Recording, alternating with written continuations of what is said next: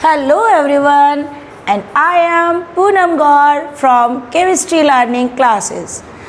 Now, this is my second video because in the first video we discussed about what are the solution and find out the concentration of solution by using the different method: molarity, molality, normality, parts per million, formality, mass percentage, volume percentage and mass volume percentage. ये सब चीज़ें मैं आपको first video में बता चुकी हूँ.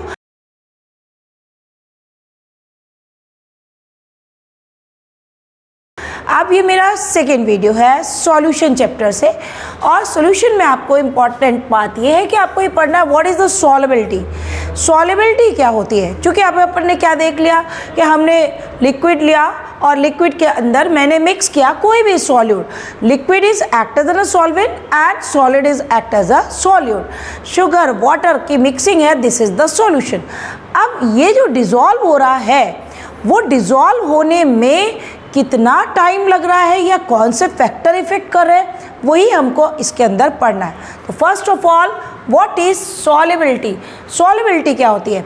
Solubility means the amount of solute dissolve in a solvent is called their solubility. कितना सब्सटेंस डिजॉल्व हो रहा है, this is called their solubility. Solubility is studied in the solid in liquid type of solution and also we study in a gas in liquid type of solution. हमारे पास class 12th में 2 point दिए गए हैं कि solubility solid in liquid, यानी आप ये मान के चलिए कि वाटर के अंदर शुगर को हमें ऐड करना है या सॉल्ट को ऐड करना है, तो कौन कौन से फैक्टर्स लगेंगे जिनके कारण इसकी सॉल्युबिलिटी ज़्यादा या कम होगी. और दूसरा पॉइंट हमारा ये लग रहा है gas in liquid. Like that हम एक एग्जांपल लेके इसको समझेंगे तो बहुत अच्छे समझ में आएगा. Like that in case of the Thums Up, Pepsi, Coca Cola, these are the solution of gas in liquid type, जिसमें हमने liquid is act as a solvent and the gas is act as a solute. So first of all हम पढ़ेंगे किसके बारे में? Solubility of solid in liquid. Solubility of solid in liquid is depending upon the 2 factors. 2 factor हैं जिस पे ये लगता है. First one is the nature. Nature कैसा है? अब नेचर किसका? मेरा और आपका नेचर नहीं, नेचर सॉल्यूट का या सॉल्वेंट का नेचर कैसा है. देखिए इसमें एक बहुत अच्छा केमिस्ट्री के अंदर एक स्लोगन आता है और वो स्लोगन क्या है? Like dissolve like. अपने अपनों को प्यार करते हैं, लाइक डिजॉल्व लाइक, एक स्लोगन लगता है. अब इसका इसमें क्या रोल है जरा ये चेक करते हैं. देखिए आपको मालूम है 11th क्लास में भी आपने पढ़ा there are 2 type of solvent. Solvent हमारे 2 तरीके के होते हैं, polar solvent and non polar solvent. Polar means containing the charges, non polars do not containing the charge. All the organic solvents they act as a non-polar solvents, and water is a polar solvent. Water polar solvent है because it is break into H plus and OH minus. देखिए इसके पास charge आ रहा है. Rule क्या कह रहा है? Like dissolve like, यानी पॉइंट क्या हो गया कि polar solute dissolve in polar solvent. Like that आप अपने घर में एक्सपेरिमेंट करके देखिएगा. एक ग्लास पानी लीजिए, उसमें 1 चम्मच नमक डाल दीजिए. आपको स्टीयरिंग भी नहीं करनी पड़ेगी, चलाना भी नहीं पड़ेगा और नमक घुल जाएगा. क्यों घुल जाएगा? बिकॉज Na प्लस Cl में Na containing positive charge, Cl containing negative charge. Water is break into H plus and OH minus. Water किस में ब्रेक हो रहा है? H और OH माइनस में. That means both are polar. दोनों ही बाई नेचर कैसे हैं? पोलर है. और पोलर है तो positive is attracted toward the negative and here the negative is attracted toward the positive. Na किससे अट्रैक्ट कर रहा है? OH से. कन्वर्ट किस में हो गया? NaOH में. और H is react with Cl, convert किस में होगा? HCl में. ये रिएक्शन तो हमारी बॉडी में एवरीडे चलता है. कैसे? हम लोग रेगुलर लाइफ में भी तो नमक खाते हैं, पानी पीते, तो बॉडी में चलता रहता है. पसीना आता है तो आप लोग कहते हो कि खट्टी सी स्मेल आ रही है हमारे पसीने में. ऐसा क्यों?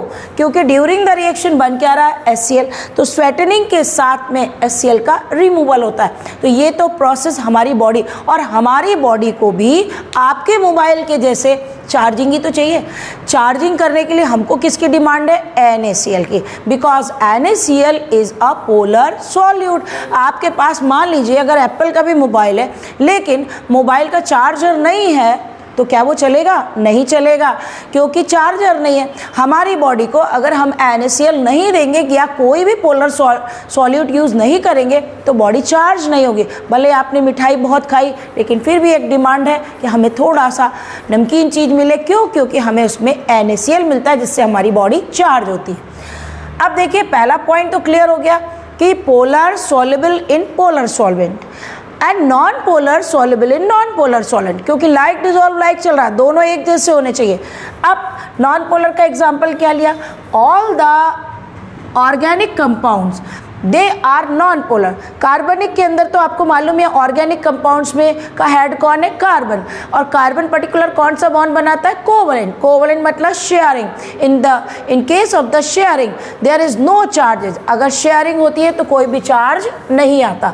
लाइक दैट बेंजीन, देखिए हेड कौन है? Carbon. Benzene is react with carbon tetrachloride.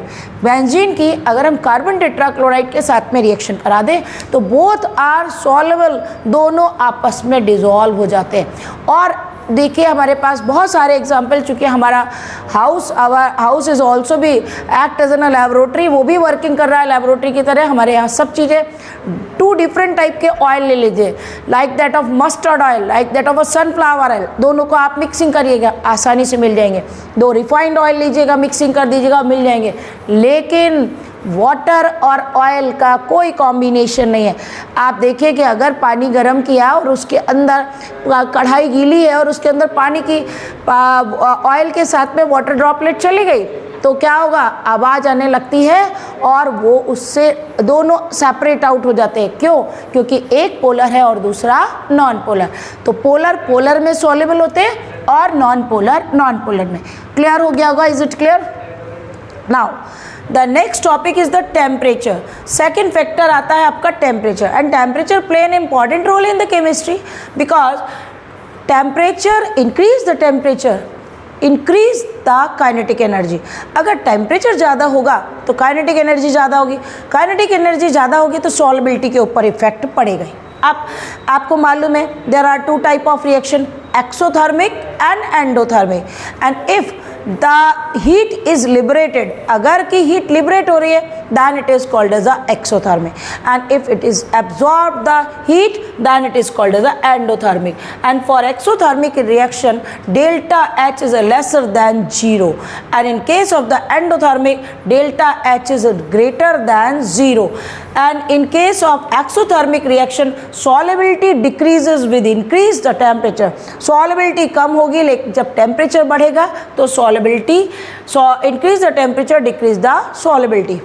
But in case of the endothermic reaction increase the solubility increase the temperature. अगर टेम्परेचर ज़्यादा होगा तो solubility भी ज़्यादा होगी। इस तरीके के क्वेश्चन आप लोगों को एसर्स एंड रीजन में भी मिलते हैं।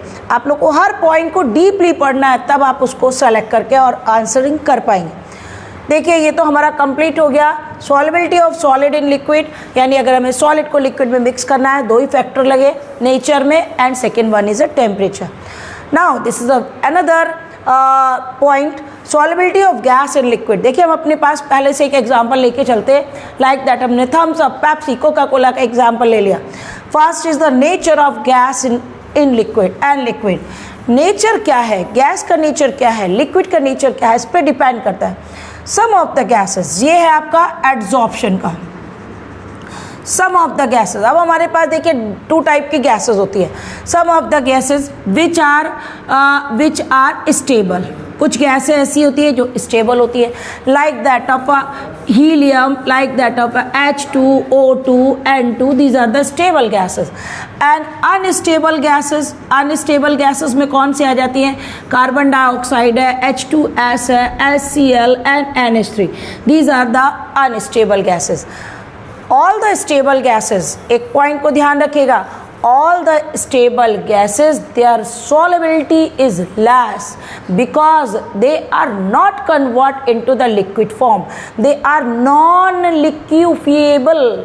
non-liquefiable का मतलब होता है they are not convert into the liquid. वो liquid में convert नहीं हो पाते on applying the pressure, क्योंकि मैंने आपको फैक्टर बताया था कि अगर हम प्रेशर इंक्रीज करेंगे then number of moles nearest आएंगे, रेट ऑफ रिएक्शन बढ़ेगा. तो अगर हम प्रेशर लगाएंगे भी तो गैसेस का, क्योंकि गैसेस के अंदर फोर्स ऑफ अट्रैक्शन नेग्लिजिबल होता है, मॉलिक्यूल्स दूर दूर मूव करते हैं. तो helium, neon, argon, nitrogen, these are the stable gases. And stable gases है तो दे आर नॉन कंप्रेसिबल. इनको हम कंप्रेस नहीं कर पा रहे हैं, लेकिन कंप्रेस हम एक पर्टिकुलर स्पेसिफिक पॉइंट पे करते हैं. So they are not convert into the liquid form. ये आसानी से लिक्विड में कन्वर्ट नहीं हो पाती है. और यही रीज़न होता है कि आप इनकी वैल्यू चेक करिए. एड्जॉर्प्शन कितना आ रहा है, 0.009, 0.15, 0.017 एंड ऑक्सीजन 0.28. ये आपका इतना कम इनका लेवल आ रहा है क्योंकि ये स्टेबल है. स्टेबल है तो इनकी सॉल्युबिलिटी भी कम है. देखिए इसके ऊपर हम आपको एक रीजनिंग क्वेश्चन भी बताएंगे. इसके बाद आता है हमारे पास the second, the unstable gases like carbon dioxide, H2, HCl, NH3, they are a variety of the gases. They are liquefiable. On applying the pressure, they convert into the liquid form. अगर हम pressure apply करें ये convert हो जाती है, किसमें, liquid form में convert हो जाती है. लिक्विड में कन्वर्ट हो जाएंगी तो नेचुरल है कि देयर सॉल्युबिलिटी इज हाई, तो उनकी सॉल्युबिलिटी ज़्यादा होगी. आप देखिए आपके इस पॉइंट पे आपका रीजनिंग क्वेश्चन आता है कि इन केस ऑफ आप लोग अंकल चिप्स खाते हैं, कुरकुरे खाते हैं, उनके अंदर उन पैकेट्स के अंदर कौन सी गैस फिल होती है मालूम है आपको? उसके अंदर फिलअप होती है nitrogen. So why the nitrogen is used. हमने नाइट्रोजन को क्यों यूज़ किया? बिकॉज जब हमने इसको रैप किया, नाइट्रोजन गैस फिल की, प्रेशर एग्जर्ट किया, so it is not convert into the liquid form. वो लिक्विड फॉर्म में कन्वर्ट नहीं हुई, यानी मॉइस्चर की एंट्री नहीं है. और अगर मॉइस्चर की एंट्री नहीं है तो आपकी चीज़ हमेशा ही क्रिस्पी रहेगी. समझ में आ रहा है? तो नाइट्रोजन, क्योंकि नाइट्रोजन स्टेबल गैस है, नॉन लिक्विफेबल है, that's why it is particularly used in Uncle Chipps and Kurkure and so on. But why the carbon dioxide is used in Thums Up, Pepsi, Coca Cola? फिर एक question बन गया कि Thums Up, Pepsi, Coca Cola के अंदर हमने carbon dioxide को क्यों फिल किया? उसका भी रीज़न है. देखिए Thums Up, Pepsi, Coca Cola में हमारा सॉल्वेंट क्या था? सॉल्वेंट था आपका H2O और सॉल्यूट क्या हो रही है उसके अंदर? Carbon dioxide. क्योंकि हम फैक्टर पढ़ भी क्या रहे हैं? Liquid and gas. तो ये हो गया लिक्विड और ये हो गया gas. When these are combined together then they convert into the carbonic acid. ये कन्वर्ट किस में हो जाएगा? कार्बोनिक एसिड में. कार्बोनिक एसिड ये एक अनस्टेबल, मैंने बोला ना ये अनस्टेबल है. जैसे हमारे स्टमक में जाएगा Pepsi, Thums Up, Coca Cola, now it is break down into the H2O and CO2. ये ब्रेक किस में हो जाता है? H2O और CO2 में. और CO2 गैस हमारी बॉडी में रह नहीं पाती है, इसलिए वो हमारी बॉडी में बाहर आ जाती है. और आपने देखा है जैसे हम Thums Up, Pepsi, Coca Cola जो कार्बोनेटेड ड्रिंक्स पीते हैं, सॉफ्ट ड्रिंक्स लेते हैं, तो वो हमें कुछ समय के बाद डकार आती है और वो हमारा बाहर गैस आ जाती है, क्योंकि वो एक अनस्टेबल गैस है. सॉल्युबिलिटी लेकिन इसकी ज़्यादा है because on applying the pressure they convert into the liquid form. That's why carbon dioxide is particularly used in the soft drinks. और यही रीज़न होता है कि हम सॉफ्ट ड्रिंक्स में कार्बन डाइऑक्साइड को यूज़ करते हैं. Now the next factor is the effect of temperature. Temperature का सॉल्युबिलिटी पे क्या इफेक्ट होता है? तो solubility is inversely proportional to temperature. Solubility temperature के इन्वर्सली प्रोपोर्शनल होती है. And how it is proof? कैसे मैंने प्रूफ किया?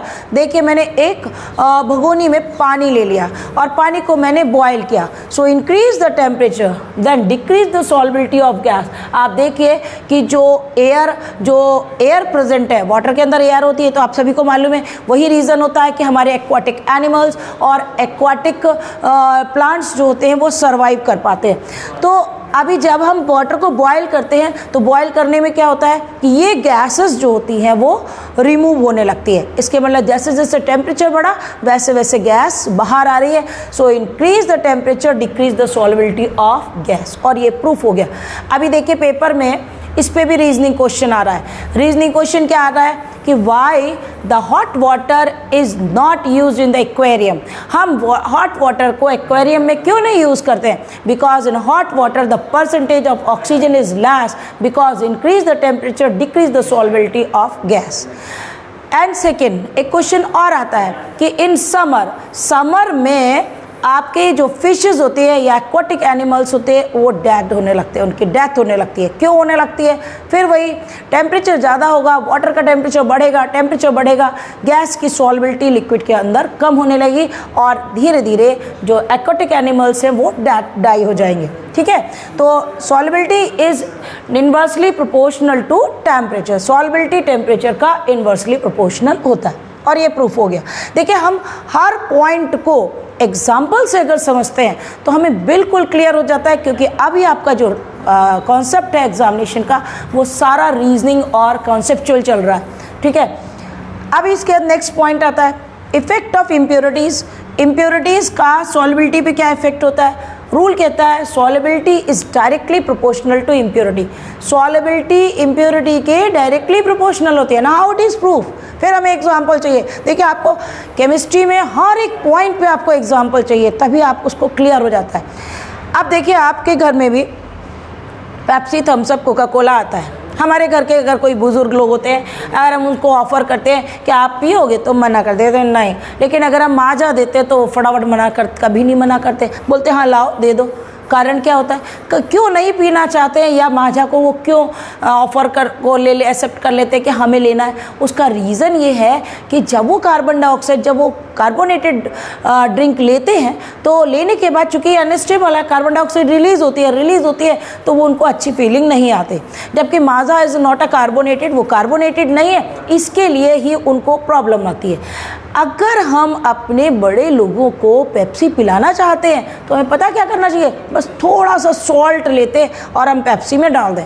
अगर हम सॉल्ट डाल दें, KCl, NaCl, Na2SO4, अगर हम कोई सॉल्ट डाल देते हैं तो salt is act as an impurity and increase the impurity, increase the solubility. Impurity का डायरेक्टली प्रोपोर्शनल, अगर सॉल्युबिलिटी ज़्यादा होगी,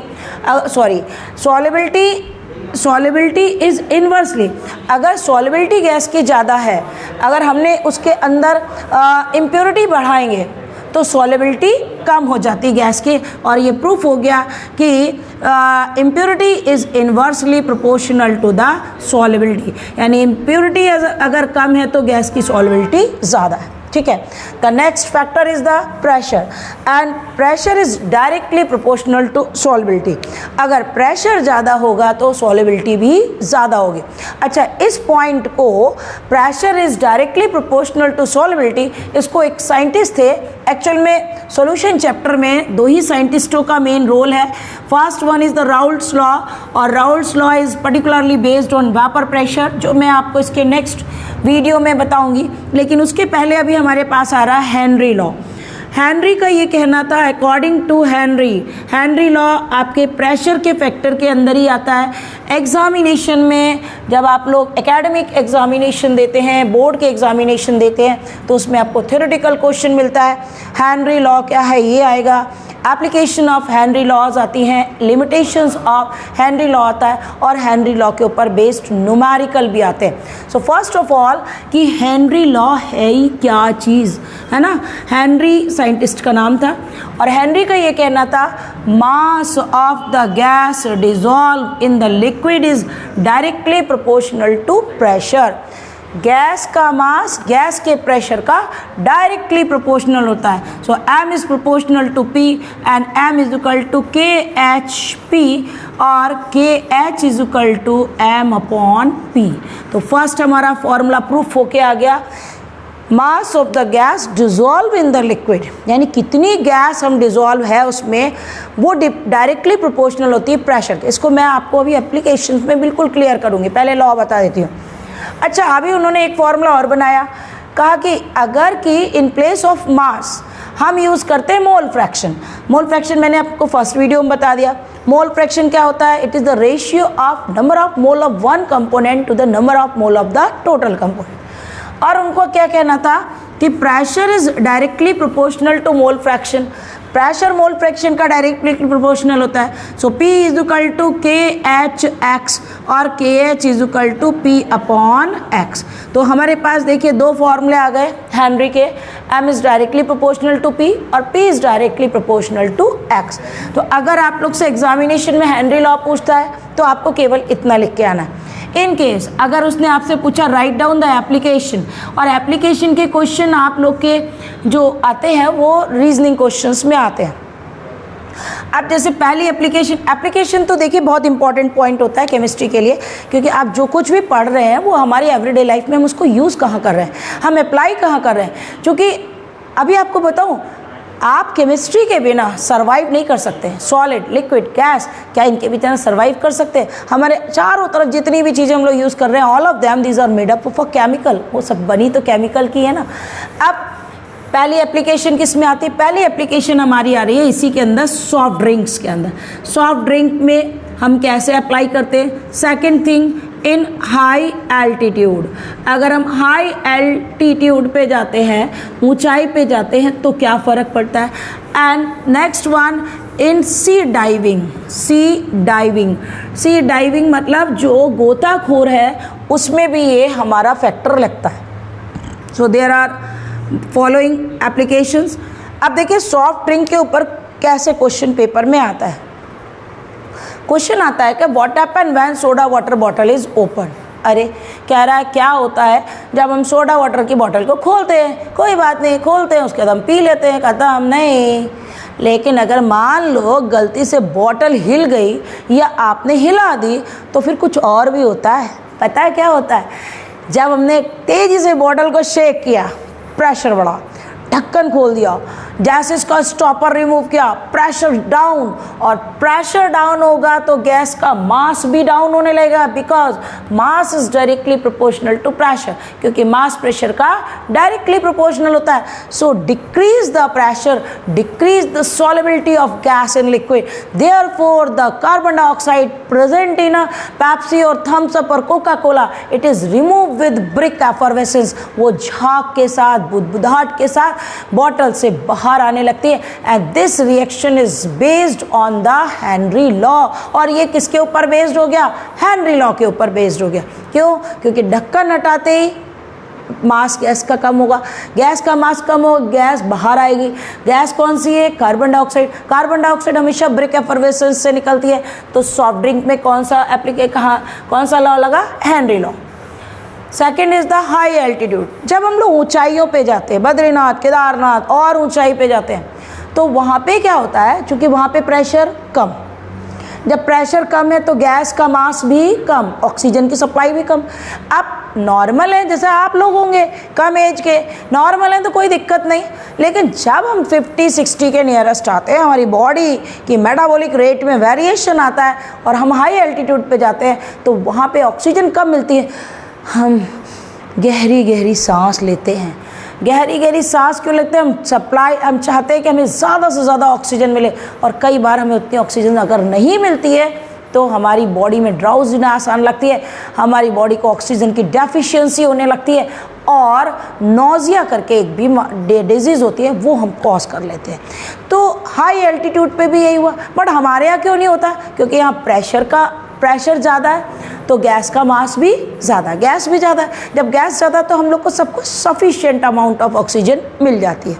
okay, now the next is in sea diving. Sea diving मतलब गोताखोर। वो लोग, अब आप लोग देखते हो डिस्कवरी चैनल देखते हो पानी के अंदर सी डाइविंग कर रहे हैं ना, गोताखोर मूवमेंट कर रहे हैं। उसमें भी सेम चीज़ हो गई। जब हम प्रेशर बढ़ा रहे हैं तो गैस का मास ज़्यादा, लेकिन जब वो व्यक्ति नीचे से ऊपर आता है तो फिर मास क्या होगा? कम। तो नेचुरल है। अब होता क्या है, जो सी डाइवर्स होते हैं पहले टाइम में वो केवल एक ऑक्सीजन का सिलेंडर ले जाते थे। अब देखिए हमारे नेचर में 78% तो नाइट्रोजन है। क्या वो नहीं जाएगी? जब हम सांस ले रहे तो मेरे नाक के अंदर कोई फिल्टर तो लगा नहीं है कि नहीं भाई नाइट्रोजन नहीं जाएगी, बस ऑक्सीजन आएगी। ऐसा नहीं होता, वो भी चली जाती है। लेकिन वो अभी मैंने थोड़ी देर पहले चार्ट में बताया था, वो स्टेबल है। स्टेबल लिक्विफाई होती नहीं है, रिएक्शन करती नहीं है। ठीक है। अब जब सी डाइवर नीचे जाते हैं लेकिन तो उनके ऑक्सीजन के साथ में नाइट्रोजन चली जाती है। जब ये नाइट्रोजन चली जाती है तो ऑक्सीजन ने तो मेटाबॉलिक रिएक्शंस में यूटिलाइजेशन कर दिया, बट नाइट्रोजन का कोई रोल नहीं था, नाइट्रोजन ने कोई भी रिएक्शन नहीं कर पाया।